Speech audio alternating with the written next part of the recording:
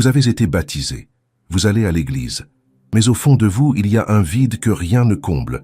Et si Dieu vous disait aujourd'hui, « Je ne t'ai jamais connu », peut-être que vous avez été baptisé un jour, peut-être que vous avez même pleuré devant l'autel, peut-être que vous servez dans votre église depuis des années, mais laissez-moi vous poser une question que beaucoup évitent comme si elle brûlait.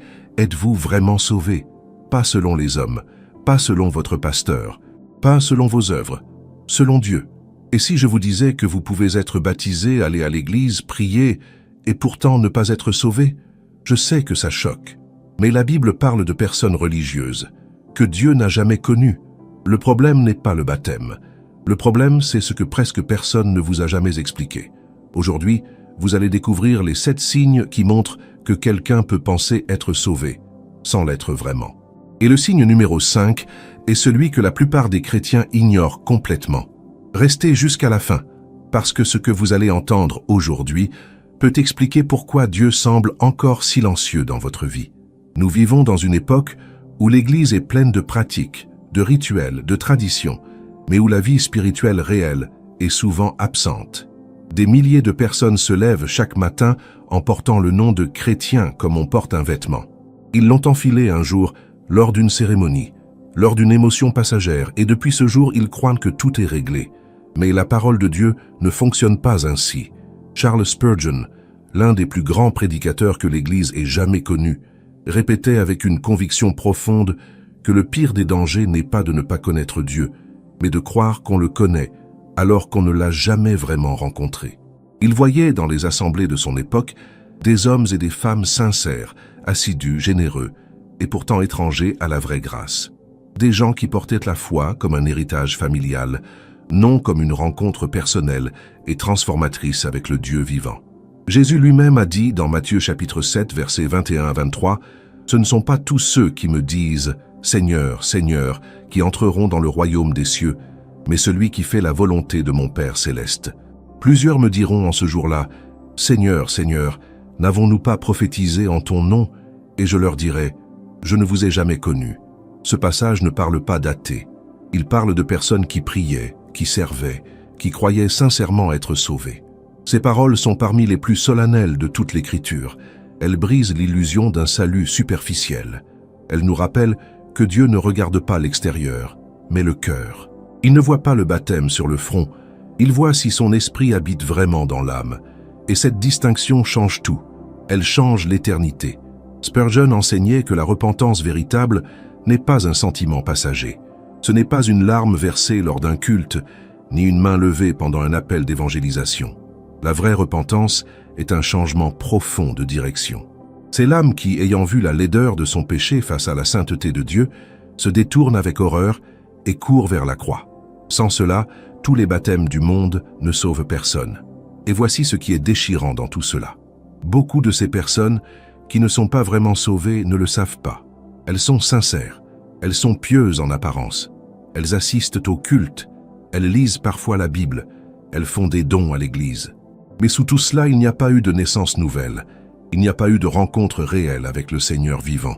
Jésus avait dit à Nicodème, ce chef religieux respecté, cette parole qui résonne encore comme un tonnerre. En vérité, je te le dis, si un homme ne naît de nouveau, il ne peut voir le royaume de Dieu. Jean chapitre 3, verset 3. Nicodème était instruit, Nicodème était pieux, mais Jésus ne lui a pas dit « fais ceci ou cela ».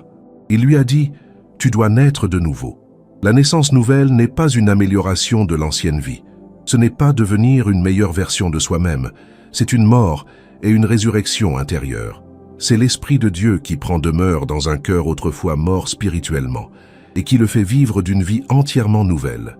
Cela ne peut pas se falsifier, cela ne peut pas s'imiter, et cela ne peut pas rester caché indéfiniment. C'est pour cela que nous allons, dans ce message, examiner ensemble 7 signes que quelqu'un n'est pas vraiment sauvé, même s'il a été baptisé, non pas pour condamner, mais pour éclairer, non pas pour décourager, mais pour diriger vers la seule vérité qui libère. Car mieux vaut entendre cette vérité aujourd'hui, pendant qu'il est encore temps, que de l'entendre trop tard, à la porte du jugement. Si ces paroles vous touchent, si quelque chose dans votre cœur répond à ce que vous entendez, abonnez-vous à cette chaîne dès maintenant. Nous sommes ici pour vous accompagner dans votre marche spirituelle avec des messages fondés sur la parole de Dieu, semaine après semaine. Et si vous désirez aller plus loin dans votre vie de prière et approfondir votre intimité avec Dieu, nous avons préparé quelque chose de précieux pour vous. Notre e-book « 21 jours pour restaurer votre intimité avec Dieu » est disponible dans le lien du premier commentaire épinglé. C'est un guide pratique nourri de la parole pour ceux qui veulent plus qu'une religion de surface. Le premier signe que quelqu'un n'est peut-être pas vraiment sauvé, c'est l'absence de transformation réelle dans sa vie. Non pas la perfection, car aucun d'entre nous n'est parfait, mais l'absence totale de changement, l'absence de ce mouvement intérieur qui pousse l'âme à se rapprocher de Dieu et à s'éloigner du péché. L'apôtre Paul écrit avec une clarté absolue dans sa deuxième lettre aux Corinthiens, chapitre 5, verset 17. « Si quelqu'un est en Christ, il est une nouvelle créature. Les choses anciennes sont passées, voici toutes choses sont devenues nouvelles. » Remarquez bien la force de ces mots. Il ne dit pas que certaines choses changent progressivement. Il dit que les choses anciennes sont passées. Il y a un avant et un après dans la vie de celui qui a vraiment rencontré Jésus-Christ. Cela ne signifie pas que la personne sauvée ne pêche plus jamais. Cela signifie que le péché ne règne plus en maître absolu sur elle. Il y a désormais en elle une lutte, un gémissement, un désir profond de plaire à Dieu. Là où avant elle péchait sans y penser, maintenant elle sent le poids de sa faute. Là où avant elle était indifférente à la sainteté, maintenant elle en a soif.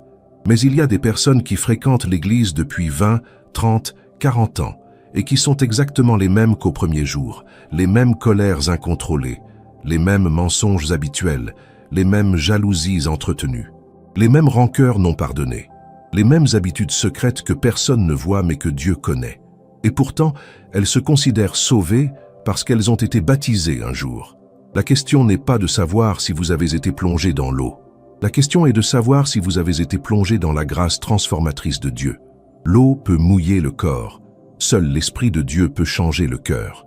Et quand l'Esprit de Dieu entre dans une vie, quelque chose change. Toujours, sans exception. Le deuxième signe qui découle naturellement du premier, c'est l'absence d'amour véritable pour la parole de Dieu. Le croyant né de nouveau développe une faim pour les Écritures, non pas une obligation, non pas une routine mécanique, mais une vraie soif, comme celle d'un homme assoiffé dans le désert qui voit enfin une source d'eau vive. Le psalmiste avait compris cela. Dans le psaume 119, verset 87, il s'écrit « Oh, que j'aime ta loi !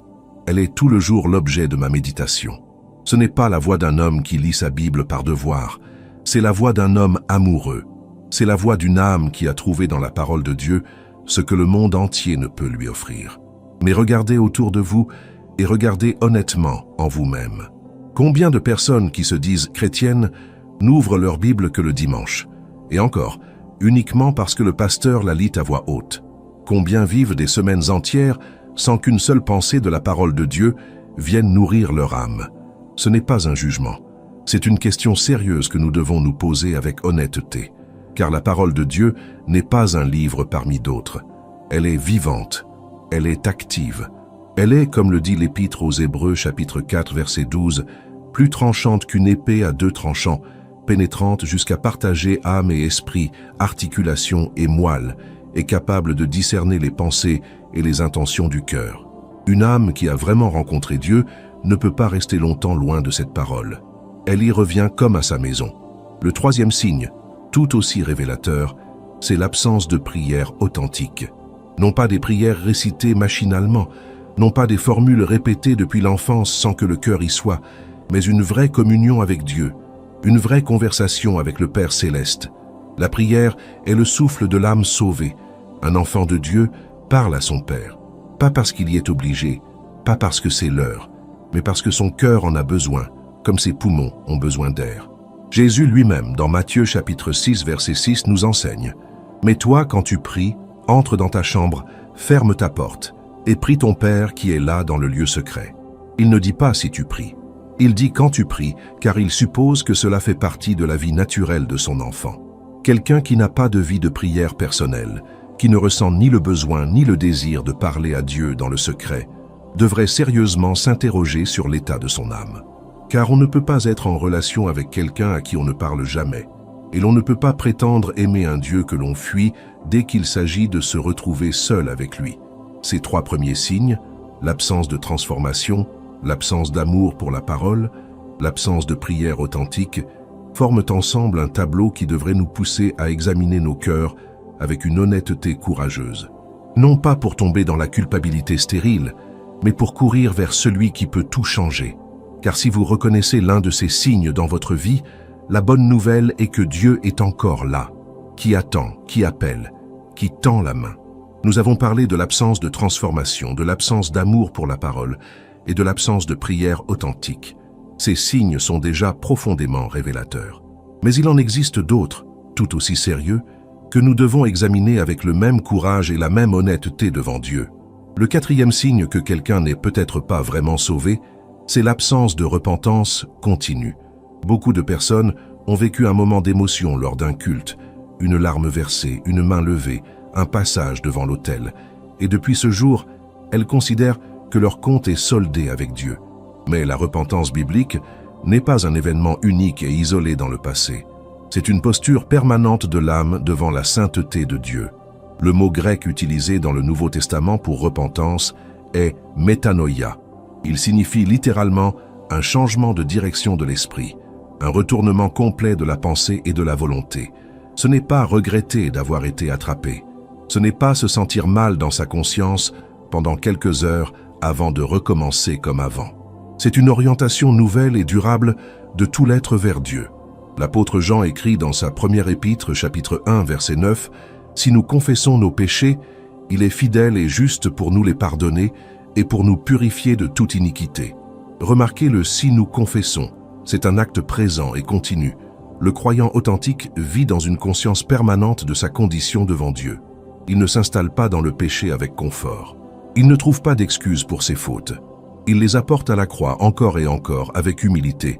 Mais il y a des personnes qui n'ont jamais vraiment haï leurs péchés. Elles peuvent nommer leurs fautes, les reconnaître en théorie, mais au fond d'elles-mêmes, elles les aiment encore. Elles ne veulent pas vraiment s'en séparer. Elles veulent Dieu, certes, mais elles veulent aussi garder certaines choses que Dieu condamne. Et cette double appartenance est l'une des marques les plus claires d'une âme qui n'a pas encore vécu la vraie conversion.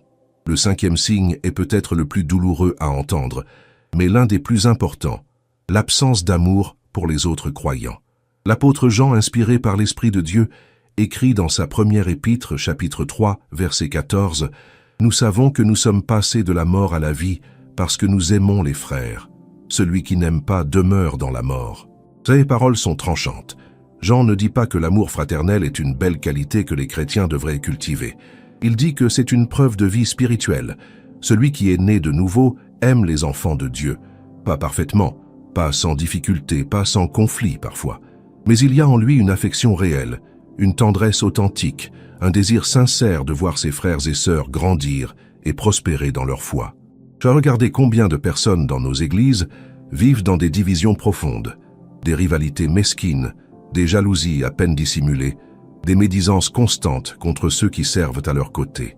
Combien ne peuvent pas supporter de voir un autre être utilisé par Dieu sans ressentir de l'amertume? Combien quittent une assemblée après l'autre à cause de blessures non pardonnées, en portant des rancœurs comme des bagages lourds qu'ils refusent de poser? Ce n'est pas le portrait d'une âme régénérée. L'Esprit de Dieu produit de l'amour. C'est le premier fruit qu'il porte dans le cœur, comme Paul le rappelle dans Galates, chapitre 5, verset 22. Le fruit de l'Esprit est l'amour, la joie, la paix, la patience, la bonté, la bienveillance, la fidélité, la douceur, la maîtrise de soi. Un arbre se reconnaît à ses fruits, et une âme se reconnaît aux fruits qu'elle produit dans ses relations avec les autres. Le sixième signe qui vient clore cette partie de notre examen, c'est l'indifférence totale face aux âmes perdues. Celui qui a vraiment compris ce que Dieu l'a sauvé, qui a vraiment ressenti le poids de ce que signifiait être perdu et séparé de Dieu pour l'éternité, ne peut pas rester indifférent face à ceux qui vivent encore dans cet état. Il y a en lui quelque chose qui se serre, quelque chose qui pousse, quelque chose qui ressemble à la compassion que Jésus ressentait quand il voyait les foules. Matthieu chapitre 9, verset 36, décrit Jésus en ces termes. « Voyant les foules, il fut ému de compassion pour elles, parce qu'elles étaient fatiguées et abattues, comme des brebis qui n'ont pas de berger. » Cette compassion n'était pas une émotion superficielle, elle venait des profondeurs de son être. Et quand son esprit habite en nous, quelque chose de cette même compassion commence à naître dans nos cœurs aussi. Une personne qui n'a jamais eu une seule pensée pour l'âme de son voisin, de son collègue, de son enfant qui s'éloigne de Dieu, devrait s'interroger sérieusement. Non pas pour se condamner, mais pour chercher honnêtement si la grâce a vraiment fait son œuvre dans son cœur. Car la grâce reçue se donne, la lumière reçue s'irradie, et la vie reçue cherche naturellement à se partager avec ceux qui sont encore dans les ténèbres. Nous avons examiné 6 signes jusqu'ici, et chacun d'eux nous a conduit plus profondément dans cette question essentielle. Est-ce que ma foi est réelle? Est-ce que mon salut est authentique? Mais il nous reste encore un 7e signe à examiner, et il est peut-être le plus subtil de tous, parce qu'il se cache souvent derrière une apparence de piété. Le 7e signe que quelqu'un n'est peut-être pas vraiment sauvé, c'est la paix sans fondement, c'est-à-dire une paix qui ne vient pas de Dieu, mais d'une habitude religieuse, d'une tradition familiale, ou simplement d'un refus de regarder en face la réalité de son état spirituel. C'est la paix de celui qui dort dans une maison en feu, non pas parce que tout va bien, mais parce qu'il n'a pas encore senti la fumée. Le prophète Jérémie avait déjà averti le peuple de Dieu contre ce danger dans l'Ancien Testament. Dans Jérémie chapitre 6, verset 14, il dit avec douleur, « Il pense légèrement la plaie de la fille de mon peuple en disant « Paix, paix », et il n'y a point de paix. » Ces paroles résonnent encore aujourd'hui avec une actualité troublante. Combien de personnes se sont entendues dire par elles-mêmes ou par d'autres que tout allait bien, que leur âme était en sécurité, alors que rien dans leur vie ne témoignait d'une vraie relation avec Dieu. Cette fausse paix est dangereuse, précisément parce qu'elle ne fait pas souffrir. Elle endort, elle empêche l'âme de se poser les bonnes questions. Elle crée une zone de confort spirituel qui ressemble à la foi, mais qui n'en a ni la substance ni la vie. Et l'ennemi de nos âmes se sert de cette fausse paix comme d'une arme redoutable, car un homme qui croit être en sécurité ne cherche pas de secours. La vraie paix, celle que Jésus donne, est d'une toute autre nature. Dans Jean chapitre 14, verset 27, Jésus dit « Je vous laisse la paix, je vous donne ma paix. Je ne vous la donne pas comme le monde la donne, que votre cœur ne se trouble point et ne s'alarme point. » Cette paix-là naît d'une certitude intérieure, celle d'avoir été réconcilié avec Dieu par le sang de Christ. Elle coexiste avec les épreuves, avec les questions, avec les larmes même. Mais elle repose sur un roc inébranlable, la croix de Jésus-Christ. Celui qui n'a pas cette paix fondée sur la croix, mais seulement une tranquillité fondée sur ses propres œuvres, sur sa régularité à l'Église ou sur le fait d'avoir été baptisé enfant, marche sur un terrain extrêmement fragile. Car cette tranquillité-là s'effondre au premier souffle de la tempête réelle. Elle ne tient pas face à la maladie grave, elle ne tient pas face à la mort imminente, elle ne tient pas au moment du jugement. Maintenant, arrêtons-nous un instant. Peut-être que vous avez reconnu l'un de ces signes dans votre vie, peut-être que plusieurs d'entre eux ont résonné dans votre cœur avec une familiarité douloureuse. Peut-être que vous ressentez en ce moment un malaise, une inquiétude, une sorte de vide que vous n'arrivez pas à nommer. Si c'est le cas, sachez que ce malaise n'est pas votre ennemi. C'est peut-être la voix de Dieu qui frappe à la porte de votre âme. Car Dieu ne vous présente pas ces vérités pour vous écraser. Il vous les présente pour vous sauver. L'Écriture dit dans l'Apocalypse chapitre 3, verset 20, « Voici, je me tiens à la porte et je frappe. Si quelqu'un entend ma voix et ouvre la porte, j'entrerai chez lui, je souperai avec lui et lui avec moi. » Cette invitation est adressée à tous. Elle est adressée à vous, maintenant, dans l'état exact où vous vous trouvez. Mais peut-être vous demandez-vous, comment savoir avec certitude que je suis sauvé? Comment passer de l'incertitude à l'assurance? Comment ne pas simplement me convaincre moi-même sans vraiment rencontrer Dieu? Ce sont de bonnes questions. Ce sont même les meilleures questions que vous puissiez poser.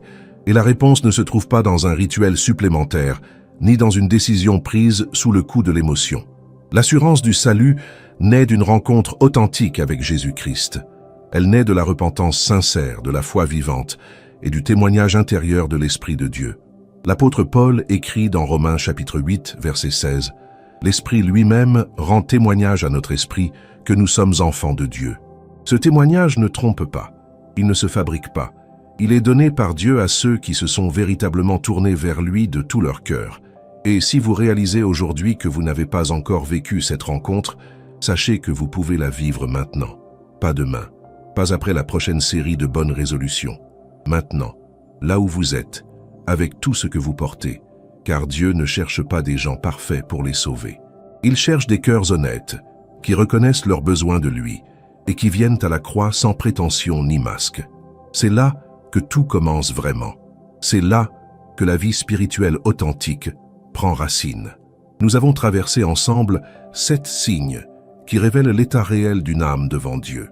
Nous avons vu l'absence de transformation, l'absence d'amour pour la parole, l'absence de prière authentique, l'absence de repentance continue, l'absence d'amour fraternel, l'indifférence face aux âmes perdues, et enfin, cette fausse paix qui endort sans nourrir. Chacun de ces signes est comme un miroir que Dieu place devant nous, non pour nous humilier, mais pour nous conduire vers la lumière.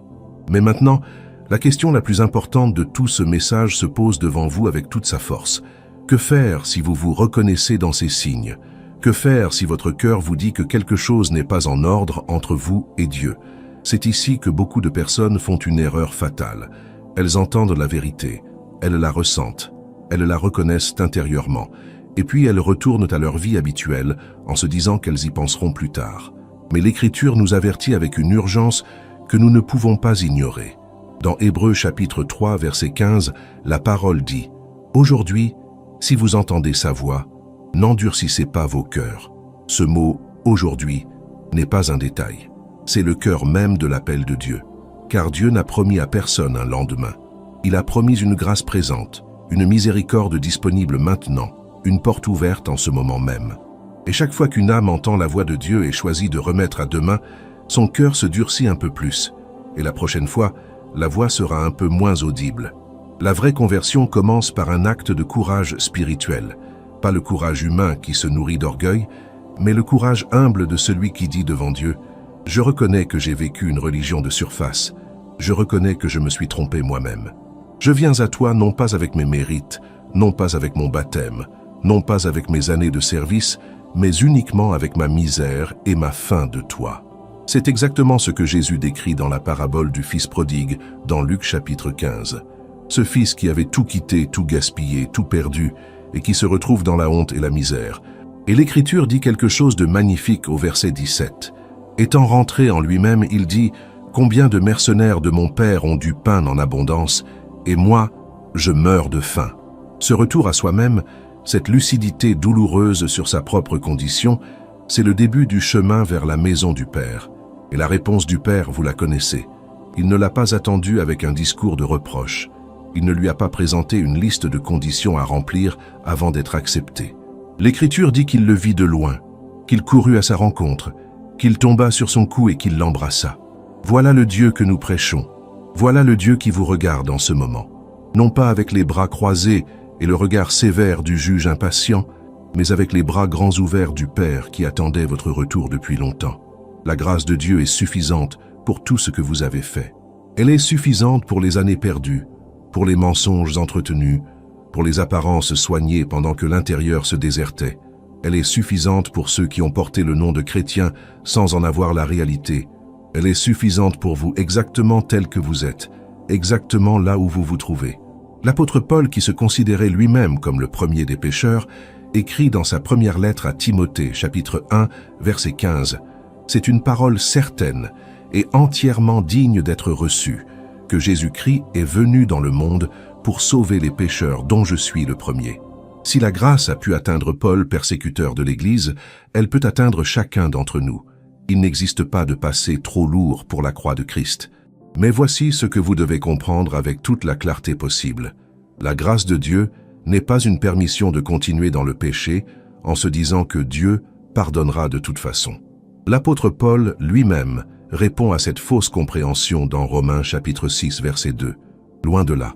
Nous qui sommes morts au péché, comment vivrions-nous encore dans le péché? La grâce sauve et la grâce transforme. Elle ne laisse pas l'âme dans l'état où elle l'a trouvée. Elle la relève, elle la purifie, elle la renouvelle de l'intérieur. Alors si votre cœur a été touché aujourd'hui, si quelque chose s'est réveillé en vous en entendant ces paroles, ne laissez pas ce moment s'évaporer comme tant d'autres. Parlez à Dieu maintenant, là où vous êtes. Dites-lui ce que vous ressentez. Dites-lui ce que vous avez reconnu. Demandez-lui de faire en vous ce que vous ne pouvez pas faire par vous-même, car c'est lui qui sauve, c'est lui qui régénère. C'est lui qui fait naître de nouveau, et il attend votre cri avec une patience et une tendresse qui dépassent toute compréhension humaine. Nous sommes arrivés ensemble à la fin de ce message, et je crois sincèrement que Dieu avait une raison précise pour que vous soyez ici aujourd'hui. Ces 7 signes n'étaient pas une condamnation, ils étaient une invitation à regarder votre âme avec honnêteté et à courir vers celui qui peut tout restaurer. Si ce message vous a touché, abonnez-vous à cette chaîne et activez les notifications pour ne manquer aucun message. Et si vous désirez approfondir votre intimité avec Dieu de manière pratique et concrète, notre e-book 21 jours pour restaurer votre intimité avec Dieu vous attend dans le lien du premier commentaire épinglé. Laissez un commentaire, partagez ce message avec quelqu'un qui en a besoin et continuez à regarder les prochaines vidéos qui apparaîtront sur votre écran. Que Dieu vous bénisse abondamment.